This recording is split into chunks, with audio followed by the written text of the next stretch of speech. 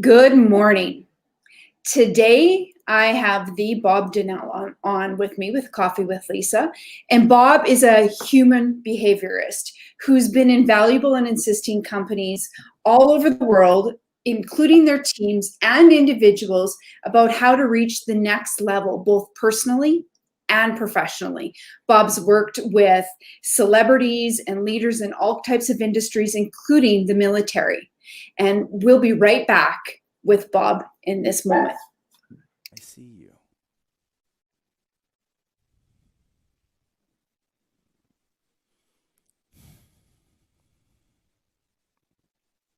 I see you. And I see you.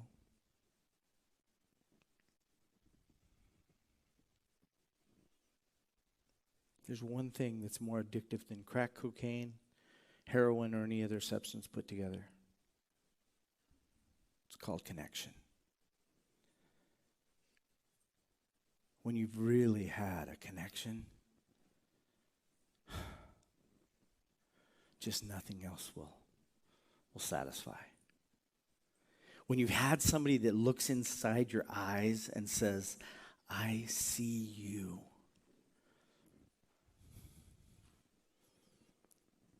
See, so often in life, we're just walking and giving motions and giving glad hand gestures and, "Hi, how you doing? What do you do?"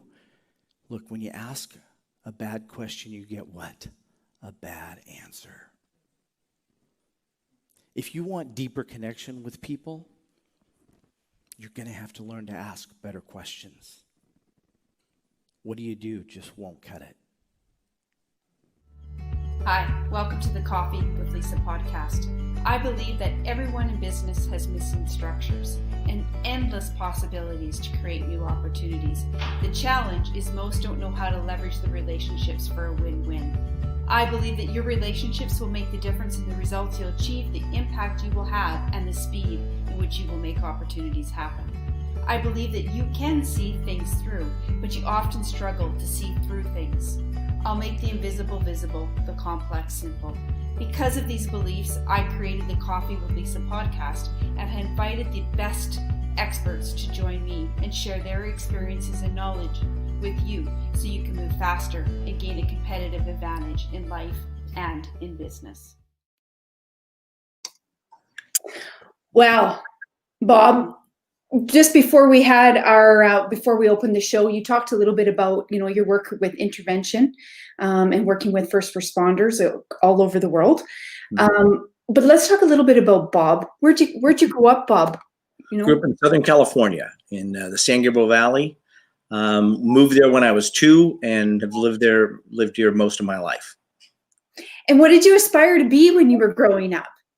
Yeah, it's a great question. And I was asked that at age 15 and a half. My mom was diagnosed with cancer and was given 6 months to live. And a gentleman came up, and I didn't know my dad, so I've never had any knowledge of who my dad is. And this gentleman came up to me and says, "Hey, Bob, what do you want to be when you grow up?" And I was like, well, why? I don't know, but why are you asking a 15-year-old that? And he said, because, you can learn a product, service, or an industry. Or you can learn one thing that delivers value to any product, service, or industry. And I said, what's that? And he said, human behavior. He said, Bob, if you understand why people do or don't do things, you'll be successful and you'll be valuable to any product, service, or industry. And I said, well, then sign me up, kind of facetiously. And he said, well, then go become a peer counselor at your school this year. And so at 16, I became a peer counselor. And that set me on a trajectory of really studying, understanding human behavior, and then founded a nonprofit organization at age 19, working with suicide prevention, crisis intervention. So you ask, what did I want to be when I grew up? I really had no clue. I mean, I probably thought football, police officer, or something, but at 15 and a half, there was a complete change. And it was a fascinating thing that gentleman asked me a question at 15 and a half that you normally, would answer police officer or answer something off the cuff. Yeah. And really, truly, I mean, that was the start of, where you are today. Yes, ma'am. Yeah. So you've had, we'll talk a little bit about, you've had a lot of tragedy in your life. Like a horrific amount, too much tragedy for any one person to really endure. But I do believe that we're given these experiences in life, whether they're good or bad, because we are given what we can handle, and we hear that lots. What's your thought about that? I think I agree. I think we're given what we can handle. I think at the time, you might ask, Bob, can you handle losing your daughter in a car accident and witnessing the accident? I would have said no. Or any of the things that you've kind of alluded to. And one of the things I found is that, and I talk about this a lot, called price paid. I think the events in our life become the price that we pay to become the people that we are today. Some of us have taken the price that we've paid and made it an investment, and we're expecting an ROI. Some of us have taken it and made it an expense. I just challenge people to take their experiences, good or bad, and put those together and put them in an investment category where you look for the ROI. And I think when we do that, we begin to see differently.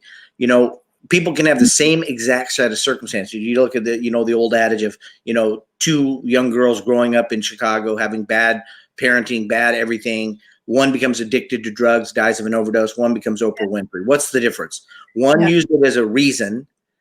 Because of that, I will never do that. One used it as an excuse. Because of that, I'm a drug addict. So I think when we start changing the meaning to things, the Man's Search for Meaning by Dr. Viktor Frankl, when we start changing the meaning to things, we begin to change the outcomes. Yeah. Yeah. Well, and you see that so often because you'll see children of addictive parents or abusive parents, and you think to yourself, now growing up and you're engulfed in that your entire life. When you become an adult, you'd think that the behavior would change because you wouldn't want to adopt that behavior because you know how it feels, right? Sure. But most often, that's not the case. Right. Why do you truly at the core of that? Why do you believe that to be so? I think one is the short answer is a lot of people would say, well, it's because they don't have the skills, the tools. Well, I didn't have the tools either. And a lot of people didn't have the tools, but they developed the tools. And so it became a sense of urgency for them to create a set of tools that worked for them instead of against them. Yeah. They have tools. The tools are just not working for them. They're working against them. So I think short answer is they don't have the tools yet. And the bigger answer, though, is they have not created a sense of urgency about creating the tools so that they can master those environments and those situations. Yeah. And do you think that they don't have the resources to find the tools? I mean, that would be a crazy thing in today's day, right? Like considering how much knowledge is out there. Or, what do you think else prevents them from not really stepping up? I really think it's a matter of what I was talking about, the sense of urgency. It's like people who say, Bob, I'm a procrastinator, and I'm working with them on a behavior. And I said, well, if you're a procrastinator, and that's the identity you've given yourself, what happens when you're sitting on a curb and a car jumps the curb and is coming at you? Do you move? Well, yeah. Why? You were tired. You're exhausted. You've been up late all night with the kids. And why do you move? Well, because I'm going to get run over. A greater sense of urgency will always determine a greater sense of action. And so when somebody's still and sitting still, it's typically because, or in a bad behavior, and they're staying in that bad behavior, it's because they haven't created that greater sense of urgency. So I teach people a couple of things. One is ask, what if you do and what if you don't? What if you do change that behavior or that mindset or that idea, that thought process? And then what if you don't? And then play the tape really, really long. So don't go, well, I just won't make as much money. No, what if you don't make as much money? Well, then I won't have what I want. Well, what is it that you want? Well, I want to have a nice house and I want to be able to provide security for my family. So you want to provide security for your family. That's what's at cost if you don't get it. Oh, yeah. Okay. That's bigger than I don't have enough money. Yeah. And sometimes I think people just need the obvious pointed out to them. Yes. Absolutely. You can't see, that's that old cliche of you can't see the tree through the forest, right? Yeah, and I think one of the challenges with that is it really boils back down to that whole thing of power of association. Next Level by Association is a program I've offered for over 10 years. And the bottom line is, if you don't have the right association that's going to call you on it and point it out to you and say, look, that thinking is skewed, or that thinking isn't getting you the results. Or as Dr. Phil says, how's that working for you? Exactly. When you have people going, how's that working for you, Bob? Yeah. Yeah. then you can do it. But if you don't have the right association, I think that's probably one of the biggest things that challenge people today is that they don't have the right association. They're getting by with all kinds of bad behavior and a lot of bad things that aren't helping them. How does, which, I think that's a great segue, because how does urgency fit into connecting, into making a connection? That's I love that question, because I think one of the biggest things that people struggle with in connection is they don't understand the purpose of connection. Yeah. So they go to a networking event, they go, "Hey, how you doing? What's going on? What do you do?" And they don't really have a game plan. They don't have a strategy. And so when I talk about strategy, I'm talking about a criteria. So I have a criteria for everyone in my life, personal or professional, strategic partners, clients, or otherwise, personal people. And because of that criteria, that creates a sense of urgency. So for me, when I talk about sense of urgency in connecting, what is the purpose of my connection with Lisa today? What is the purpose? Is it for me to get information out? Is it for me to receive information? Is it to help her reach an audience in a different way than maybe anybody else has helped her reach an audience? And if that's my purpose, then that helps create that sense of urgency. So when I walk into a place, if my mind is just there to get coffee, that's one thing. But if I walk in and go, who can I connect with in a meaningful way while I'm standing in line at coffee, so that they literally feel like they've been seen, that they've been heard, and that they have value on their life because of something I said or the way I related to them, then that changes that sense of urgency. Without it, it's just another errand to run. Well, and you said a couple things that sparked my curiosity. So first, I think being intentionality in connection is so important. And I think, this being strategic, yes, but being intentional about what you're doing is even just as, or maybe even perhaps more important. What do you think? I think intention becomes is the first part of that. So I think they go hand in hand. Without it, I don't think intention does anything. It's kind of like the Bible talks about, without faith, faith is dead being in its own. So faith without works is dead being alone. So it's the same thing. Without intention, the criteria isn't going to be met. And without criteria, intention isn't going to be fulfilled. Yeah, absolutely. Well, so tell me a story, because I love stories. I mean, stories are always the best, right? So tell me a story of a time when you went, because we're talking about networking, when you went to a networking event, and when you walked in the room, you made an immediate connection with somebody. Walk us through, how did that ever happen? Because I know, Bob, I've heard so much about you over the years from so many of our colleagues, that you have this charismatic aura about you, and people just connect with you automatically. So walk us through, a time when that happened to you. What was that like? Well, I appreciate the kind words. And, I think one of the things, I give you an example of maybe not a networking event, but just any event. It doesn't matter. It doesn't have to be. I can, it goes back to that intention. I was sitting in a Starbucks. Yeah.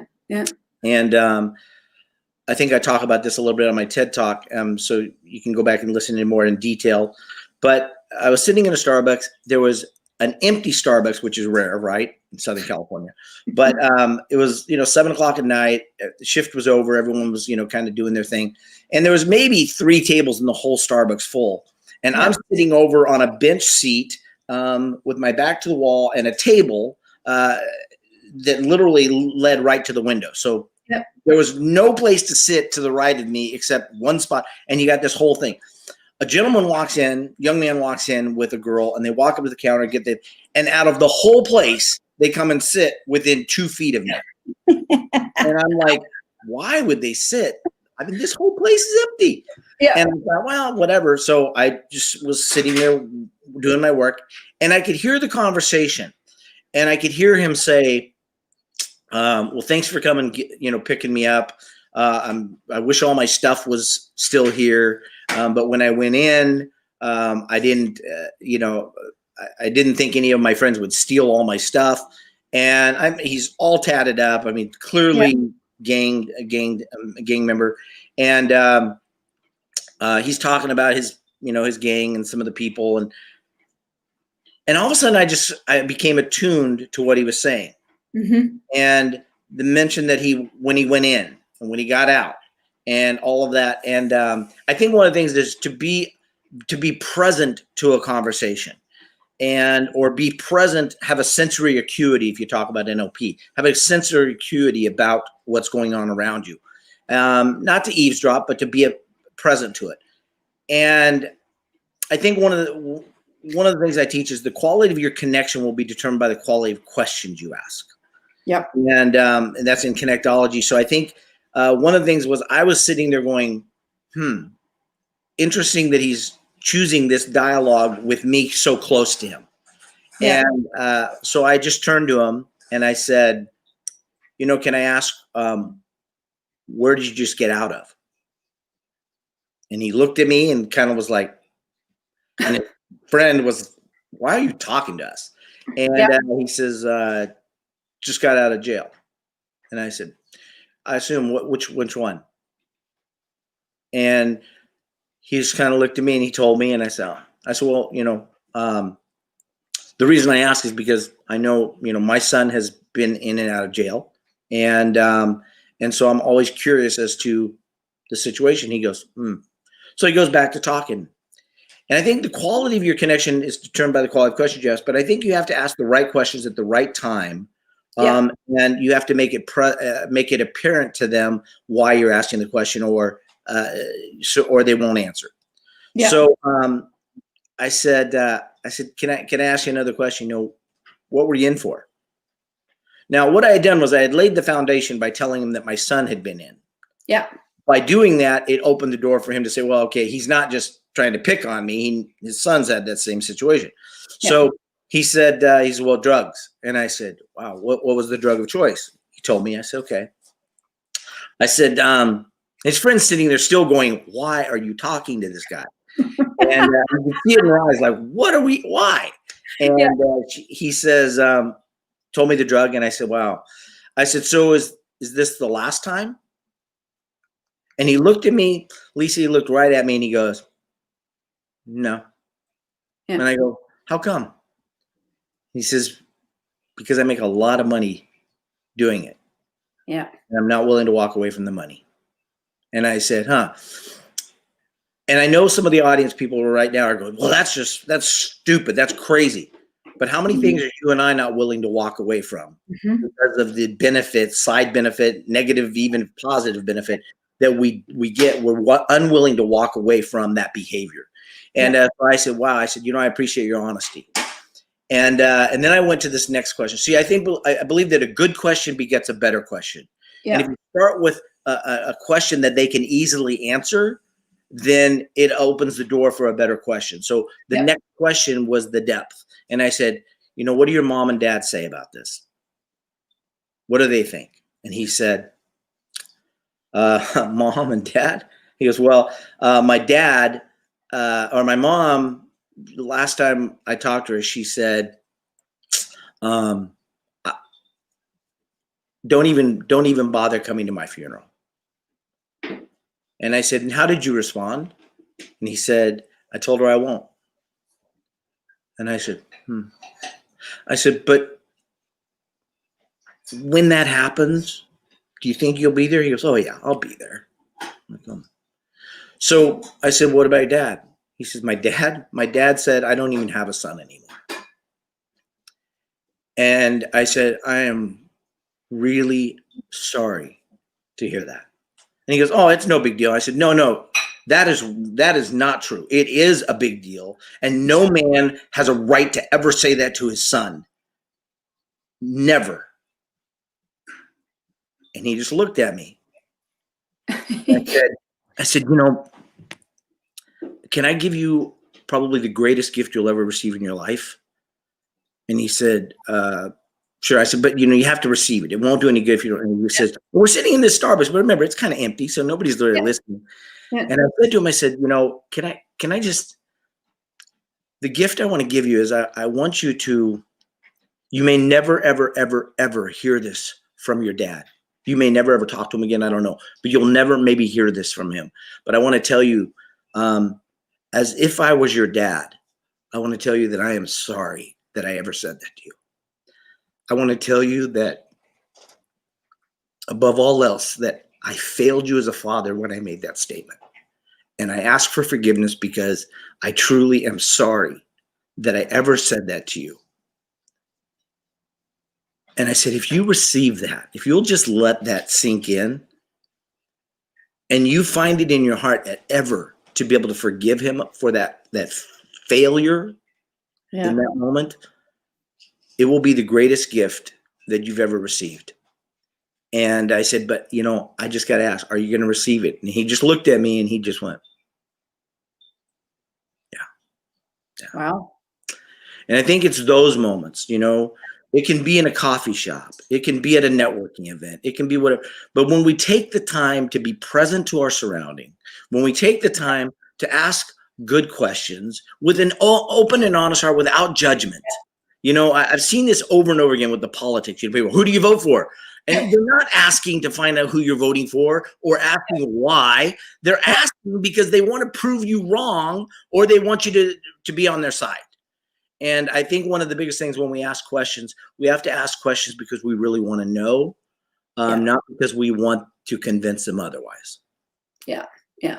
Well, so did he ever follow up with you? Like, did you exchange information or nothing? No, in that situation, it wasn't, we stayed, literally it went for, he wanted to keep talking. So we talked for like 40 minutes. Yeah. And I finally had to go to another meeting, so I had to leave. But I was like, my gosh, this guy went from absolutely closed off, didn't want to talk, to wanting to share. And I think that's one of the cool things is when we open ourselves to understanding another person's position in life, we literally open ourselves to a greater understanding of not only them, but ourselves, but also a greater understanding of the world around us. Yeah, absolutely. Well, and as you and I were talking about, I consider that being an eligible receiver, right? When we make ourselves an eligible receiver to what's around us, and that we're open to looking more at the edges of the situation rather than what's in center of us, right in front of us, great things can happen, right? And that's a perfect story of exactly that. That's what happened. Yeah. You talk. It's interesting because as I listened to the story, I watched in my mind, I could see the progression of trust that occurred. It went from a place of you opening up and being vulnerable in the moment, right, to allow him to understand that that's acceptable, that he can now be vulnerable back. And I think people miss that in connection. Do you agree, Bob? They forget that it is about a moment of vulnerability. That really does open the segue and the flow for so much greater to happen.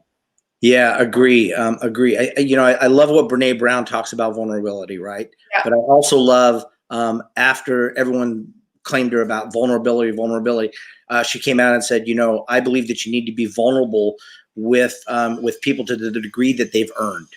Yeah. Something to that effect. I'm misquoting, but I think that being vulnerable is a huge caveat for people having a deeper connection. But you want to have vulnerability with a person at the level that they've earned. And you don't just go out and spill your guts and tell your whole life story, but you want to have that ability to be vulnerable in that moment, even if it's just a sense of vulnerability, like, yeah, I know what you're saying. Yeah, I get that totally. But showing a level of empathy, right? Yeah. I think you're right. I think empathy and vulnerability go hand in hand. Yeah. So I love the idea of vulnerability. I just caution people on just what they're thinking as vulnerability is really just guilt that they're trying to get off their own chest. Yeah. And then in that case, the intention isn't pure, so it's not going to be received as well. Yeah, absolutely. And I think that's the thing too, is people are so worried, or not worried, but are so self-focused, and not because they have a self-fulfilling prophecy, but it just is naturally, it's innate within us to be, want to share our story, share what we want, what we need, right?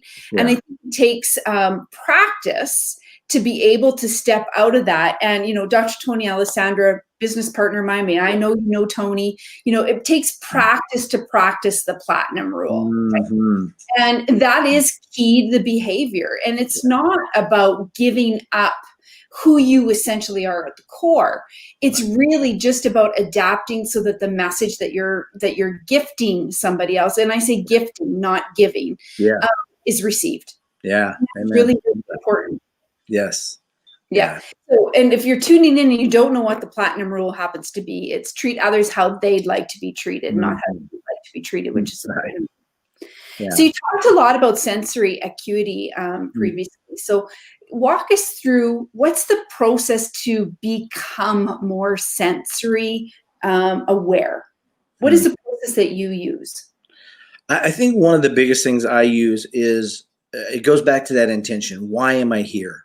What's my real purpose in being on this interview? What's the real purpose in being in this networking event? What's the real purpose for me being in line at Starbucks? When we change the meaning, I alluded to Dr. Viktor Frankl and Man's Search for Meaning. When we change the meaning of something, we change how we respond to that something. Yeah. And it can be changed for good or bad, right? But I think the first thing is just have an intention or having a meaning attached to what it is that you're about to do. Then I think it's really about saying, okay, can I be present in this situation? There are situations that make it very difficult to be present to another person, right? You're in a crowded room, people are tugging at you, or maybe you just got done speaking, you come off stage and now you have 25 people asking you questions. And right. And it's like, okay, it's tough to be present. And so I think you have to be really intentional about that. And then you have to have really firm boundaries in able to do that. So one of the things I'll say is sometimes when I'm speaking on stage is I'll say, I'll share this story and then I'll say, so if you come up to me afterwards and you're standing there waiting, just realize that my attention is not going to be on those people standing there around me. My intention is going to be on the person I'm talking to. And I've learned that from Garth Brooks, and I've learned that from Joel Osteen, and I've learned that from Jack Canfield. They're brilliant at being present. And I think that one of the things that is being intentional, the other thing is being disciplined and having boundaries enough set up so that you can be present, and then positioning yourself in a place of presence so that you can actually be there, ask a question, and wait for a complete response. And then again, going back to, am I asking a question to learn, or am I asking a question to speak? And when we change that, it always boils back down to that meaning. What's the meaning of this conversation? The meaning for this conversation has to be bigger than myself, or it's just limited to me. It has to be bigger than even you, Lisa, or it just is a conversation. Can we have a conversation with meaning? I held a meeting online. We had over 200 people online about 3 months ago. And I had put it out to some of my friends. And I just said, look, I just want to talk about this whole racism thing. And I just want to talk about, Black Lives Matter. Yes, Black Lives Matter. I don't want to talk about the movement. I want to talk about the conversation. And so I do this under the Conversation Matters platform that I do. And we had over 200 people, and it's been distributed to all kinds of organizations now. It was 2 hours long. It was only supposed to go 45 minutes to an hour, and it just kept going. We had people like Tommy Baylor, who wrote "She's Out of My Life" for Michael Jackson, and co-produced "We Are the World." We had people like Urban Raphael, who is the one of the heads of Genesis Motor Corps. We had Kasim Osgood and Corey Minor, both played in the NFL. We had amazing people on this call, and they shared their feeling about it. It's when we put ourselves in a place where we can have genuine, real conversation, a conversation that matters, that we begin to ask better questions, we get to begin to get better answers, and a connection is really, really formed to a degree that is never formed without some intention to it. Absolutely. Jeffrey Riddle is on, and he says he thinks computers have dulled our senses and scattered our presence. What's your thoughts on that? Jeffrey, I appreciate the comment, and I agree. I mean, it has, but it only has if we've let it. Yeah. So the computer didn't do anything. The computer didn't wake up one day and say, I'm going to just really interfere with this connection. It's our allowance of that. And so that goes back to one of the next level pillars I teach, and it says, whatever becomes acceptable becomes inevitable. Once we make something acceptable, it becomes inevitable. And I've had that happen with all kinds of different environments. People that I've worked with on human behavior standpoint, and I've had people come up and say, Bob, I don't know what to do. I keep gaining weight, losing weight, gaining weight, losing weight. And I said, well, when did it become acceptable to be fat? Now, I said fat on purpose. I said it to jar them away from what they always hear, and that's overweight, whatever it is, challenged.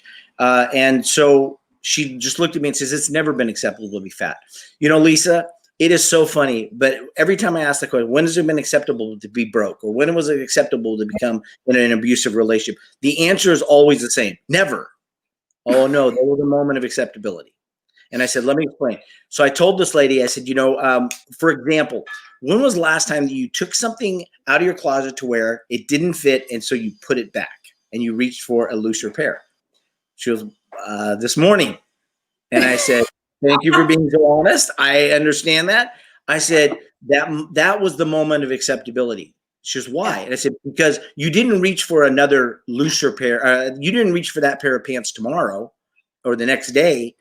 You went and said, I'm not going to go through that embarrassment again. I'm going to reach for another pair that I know is looser fitting. And you did that the next day. And then that became acceptable to wear a looser pair of pants. And she went, oh. And I said, so she goes, what do I do? She goes, what was I supposed to do? Wear those pants that were so tight? And I said, honey, the tighter, the better. The tighter, the better. The more uncomfortable you feel in that place, the less likelihood you'll continue in that behavior, as Tony Robbins talks about. So, you've got to make it uncomfortable. And she went, oh, man. And so I said, when did you start wearing baggy pants? And she goes, I don't really know. And I said, what was the youngest age that you ever felt like an older gentleman or older man looked at you in a way that made you feel uncomfortable? Now, again, quality of your question determines the quality of your connection. She said, wow, I never thought about it, but probably when I was 15. I said, explain. She was walking through the mall with my mom, who was very, very large-breasted, and I was developing, and we walked, and I saw a man look at me longer than he looked at my mom for the first time. I said, well, that wasn't the first time, but it was the first time you recognized. I said, but also that wasn't the last time, was it? She goes, no. And I said, so you felt uncomfortable? She goes, yeah. I said, what do you think would be the natural inclination? She goes, yeah. She was probably within a year I was wearing baggier clothes. And I said, there you go. She goes, well, so what do I do about that? And I said, well, you made it acceptable for men not to look at you. That's why you started wearing baggier clothes and not putting makeup and baseball hat or whatever you did. You made it acceptable for now. Do you want a relationship with a good man? Do you want a relationship with a man who adores you, loves you, or cherishes you? She says, yes. And I said, then you have to make it acceptable for them to see you, be attracted to you, love you. And she went, get them tighter pants on, baby. Oh, yeah. And so all we did was I said, just put a little bit of makeup on this next day. And just, take the ball cap off and just wear a little bit tighter clothes. Not tight, but just not just like bags. And she went, okay. Within 6 months, she had an amazing relationship. She had dumped several pounds and she felt so much better about herself. And it was because, and she goes, what's the mystery behind that? And I said, because whatever becomes acceptable becomes inevitable, good or bad. It becomes acceptable for a man not to look at you, becomes inevitable. It becomes acceptable for a man to cherish you and love you. It becomes inevitable as well. Yeah. Well, and I do believe, complacent, we have choices, right? And complacency, will breed this problems that you have. And so it's interesting, Kathleen Todork, hi Kathleen, says that, and love yourself as well. And Kathleen is an amazing fashion designer here locally in Edmonton, Alberta, and some of her designs are phenomenal. But so very true, you need to love yourself, because if you don't love yourself, how can anybody else love you? Absolutely. It's very difficult. It's a difficult choice. We have choices in our lives. Right. So, I'm going to ask you, I'm going to say some words and I'm going to play a little game with you. And I'm curious to see your response to the words. Okay. So the very first word is sacrifice. Okay. Want me to What give does you my that mean? response to that word? Sacrifice means to me that you're willing to do something for yourself or for someone else that is could be possibly contrived as maybe not even beneficial to you, but you know that the outcome is beneficial as a whole, and then it's going to be beneficial to you. And do you believe that in every relationship, in order to make a deeper connection, there has to be at some level a sacrifice made? Absolutely. Yeah, I do too. 100%. Yeah. Okay, so the next word is going to be belonging. Belonging. I think for belonging for me is that no matter the most hermit type of style for people, the biggest thing, as my TED Talk alluded to, is that we all have we want to have a sense of belonging, even if it's just to a small group of 2 or 3 people. We want a sense of belonging, and I think belonging is one of those things where we have to again be willing to make it acceptable to belong, and that comes with the fortunate part is that comes with also being willing to be excluded. You have to be applying for membership, and in applying for membership in that group or that society or that clique or whatever it is that you're trying to, that application can be denied. And so there's vulnerability in that I think that leads itself to a greater sense of belonging to the right groups. Yeah, absolutely. So tell me a time, because of course, like I said, I love stories. So tell me a time, Bob, when you either felt a great sense of belonging or you didn't belong. Well, it's interesting because I was raised by a single mom, as I talked about before, and we moved a lot. I went to 6 different high schools and over 20 different elementary and junior high schools.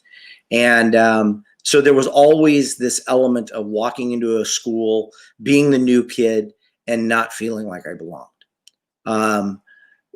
People say, wow, that's a really tough situation. Well, it was tough until I learned a behavior that allowed me to develop an ability to ascertain whether someone was for me or against me in a really quick order of time. And in that process, it's enabled me to do so many great things in my life, because I can go into a situation and quickly ascertain who's with and who's against, and then be able to develop the right relationships in the room. So that was one. Those were a lot of circumstances where I just did not feel like I belonged. Walking into a school, new kid, maybe sometimes it would be in the last 2 months of the school year. All the relationships are formed, everything. But I can tell you one that really stood out for me. Jim Rohn, who was a great gentleman that I learned a lot from. When he passed, I was invited at the last minute. Hey, Bob, would you like to come to Jim Rohn's memorial? And I'm like, yes, I would love to.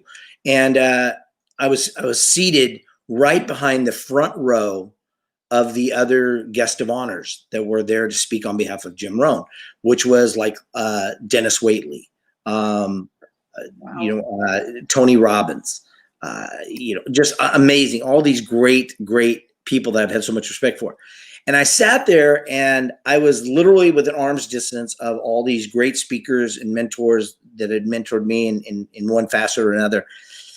And I left there, Lisa, and I called one of my good friends, Wesley, and I said, Wesley, I just left this memorial for Jim Rohn. And he goes, wow, what was that like? And I said, I literally sat there and I felt like I belong here.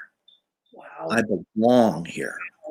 And I said, these were all people that I've met them in the past. Maybe I haven't, but I've listened to their, CDs or whatever. I've admired them. I've read their books, but I literally felt like I belonged.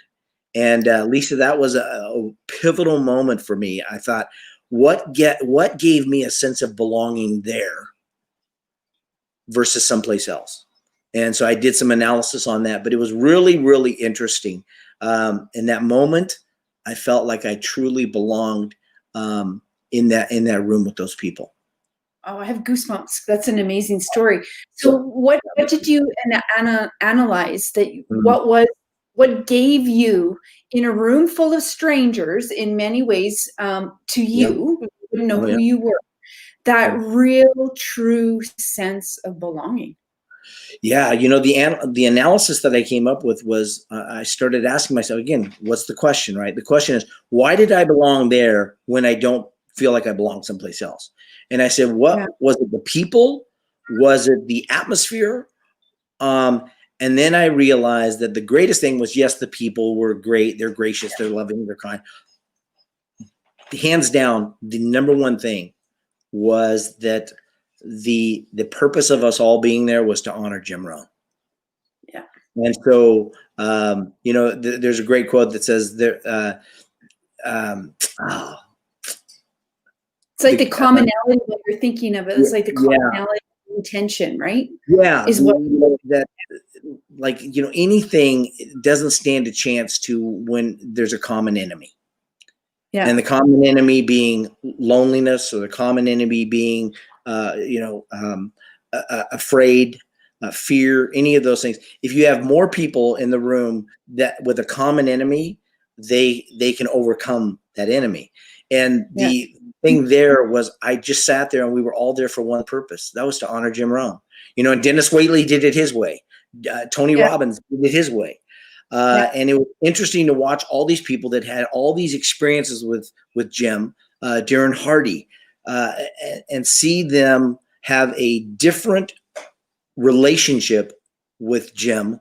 And at the same time, they were all there to share their stories about Jim. And I got to meet Kyle Wilson that night, and Kyle and I have become really good friends since then. He was Jim Rohn's business partner for 18 years. And just the people. I mean, some of those, like I said, some of those relationships have been in my life now since that night.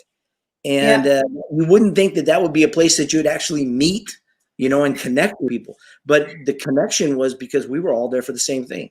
We weren't there for me. Kyle wasn't there for him. We were there to honor Jim Rohn. And I think that was the biggest thing that I took away from that. And so then when I walk into a room, I go, what can I find in common with someone?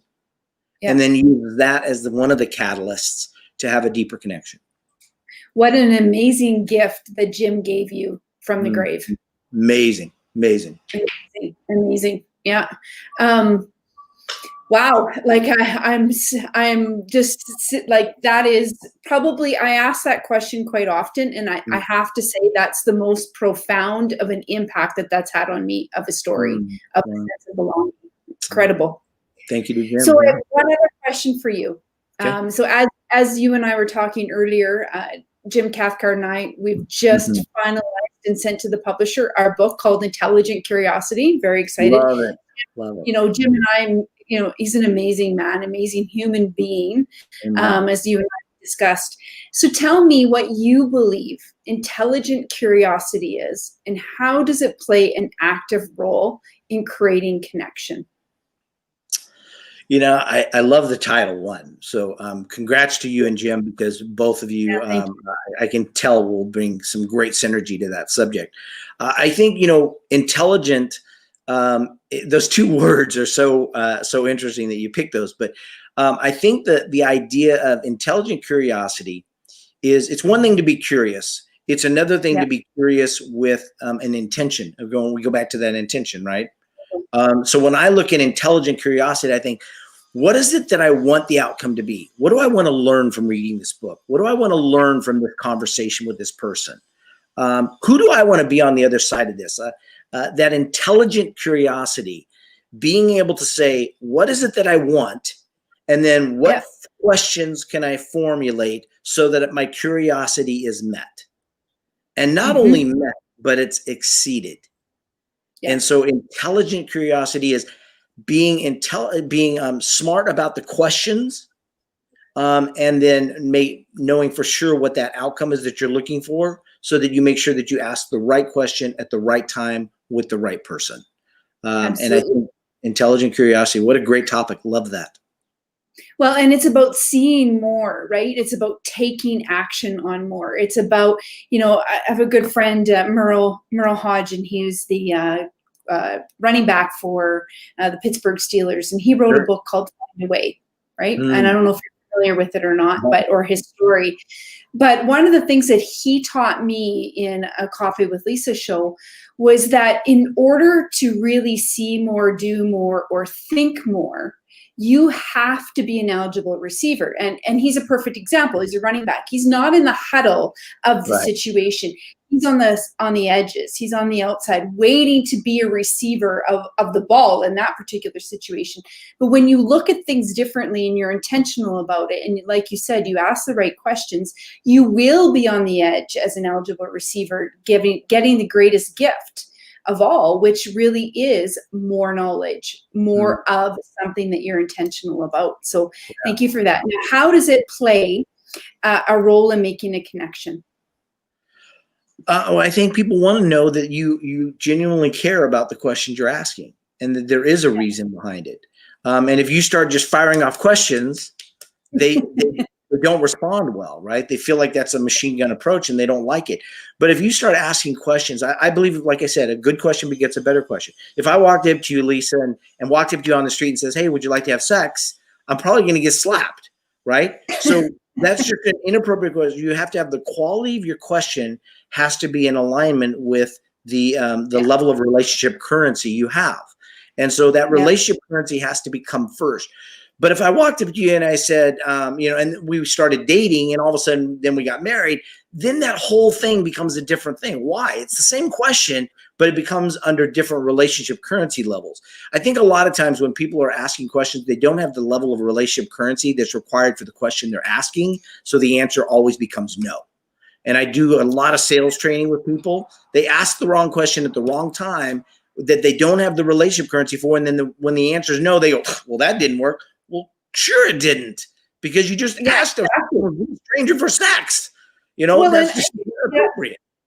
Yeah, and I think too, interesting with the sales. I sat in many sales meetings, and I'm not talking about sales meeting as in buy my product. I'm talking about you're selling your ideas. Everything is a sales situation, right? Yeah. I think one of the I think two of the biggest things that the mistakes people make. One, they're too busy talking as opposed to listening.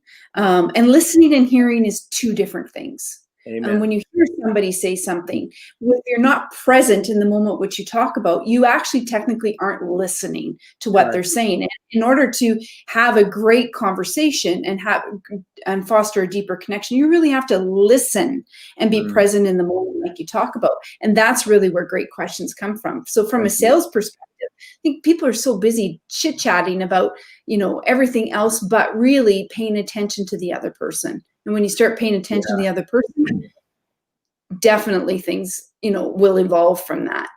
I agree. And I love what you're saying there, because, I just had a great example of this. I was at Costco recently, and, the whole mask thing. And I picked up on something Costco asked. Everyone, when you walk into a store, they say you need to have a mask. You need to have a mask. Yeah. Costco reframed that. Same question, same statement, but they said, "Do you need a mask? Would you like a mask?" Rather than a demand, it was a question. And then people would go, "Oh, no, I've got one." Or people would be like, "Oh, no, here, let me pull it up." Just the reframing, rather than "you need a mask," "do you need a mask?"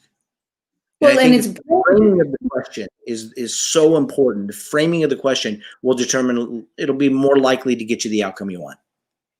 Well, and it's brilliant, because what Costco's done is they've allowed the individual to have control over the choice. That's right. And I think that's really important, right? Is when you allow somebody else control, even of the conversation.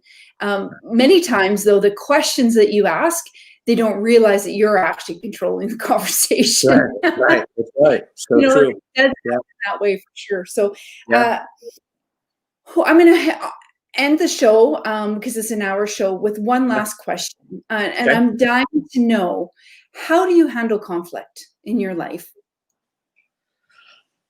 I came to this resolution many, many years ago because of my board of directors. When I was 19 and I had my board of directors, I had psychologists, psychiatrists, marriage family therapists, sergeant of narcotics for LA County PD. I had this great an attorney, and they really infused in me a lot of everything that I know about human behavior from that board of directors.